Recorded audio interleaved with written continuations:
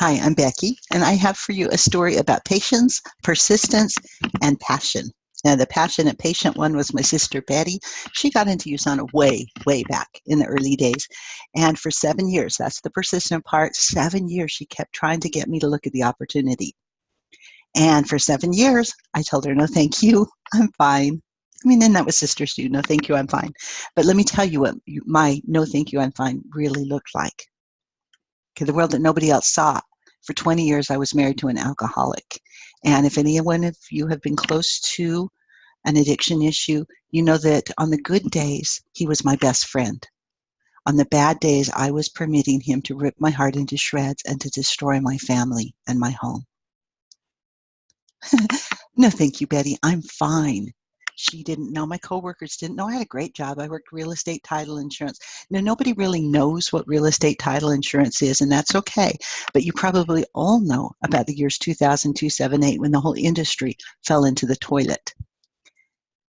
And, everybody and their neighbor, maybe even some of you, were going into foreclosure. And what that meant is I lost my job. Really, real estate title insurance was my first job out of high school. It's really all I knew.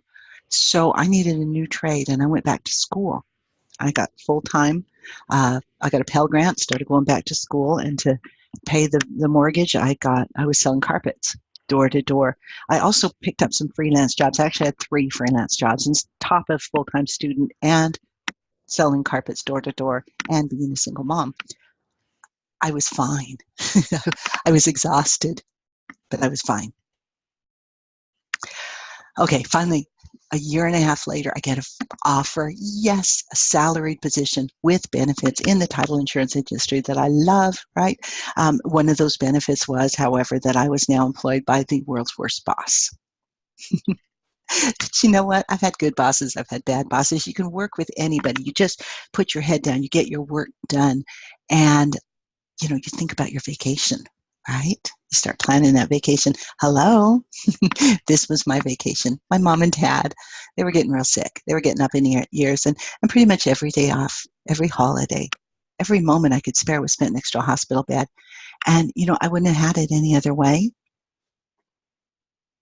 Except there reached a point where it was well after my dad had died when I wasn't good anymore.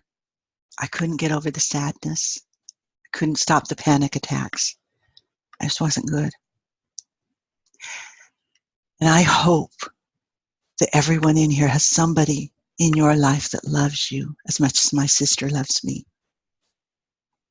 She was actually at an event in Ohio, and she rebooked her flight, and she calls me up and she says, Becky, you get your guest room ready. I'm coming to stay with you. She did.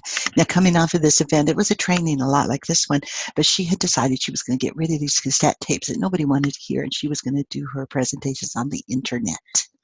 And she's like, computers, PowerPoint, can you help me build some slides? And I was like, yeah, I liked the distraction. And I do know PowerPoint. And so we started building some slides. We built slides about the founder of this company and his vision. It's a pretty good vision. And the people, all the people they reach and help in their stories. We built slides about the events. Y'all have a lot of fun at these events. And the products, how, it's not all fun. These are carefully tested and, great products, obviously, by the awards. And then the lifestyle that the associates have and residual. Wait, what was residual income again, Betty? Well, we built a slide on that. Something odd happened that night. Couldn't sleep. I was confronted by the difference between this life that I was struggling to hold up and the hope that had been painted in front of me and inside of me. And between the two was this big chasm, and in that chasm was me. Everything in my life that had happened so far was because of my choices, and if I wanted a different life, it was my choice. And I didn't know, but I wanted. Oh. So it's like 6 o'clock in the morning, and Betty's she's used to mountain time. It's like 4 o'clock in the morning to her body, but I'm knocking on the door because I have to go to work, but I'm knocking on the door, and I'm like, Betty, are you up? Hey, Betty, you up? Hey, Betty, Oh, are you up? I couldn't wait. I had to know, is this true? And most importantly, I asked her, do you think that I could do it? Do you think I could do this? She said yes. And so I said yes. August 1st, 2013, I was adopted into the healthiest family on earth. And as you know, then everything was happily ever. Oh, no, actually, this was the beginning of my story of patience, persistence, and passion, because literally it has taken me years, literally years, to figure out who I am in this company and to get some traction under me.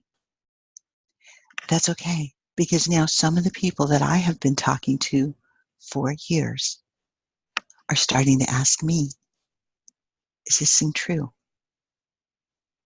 Do you think I can do it?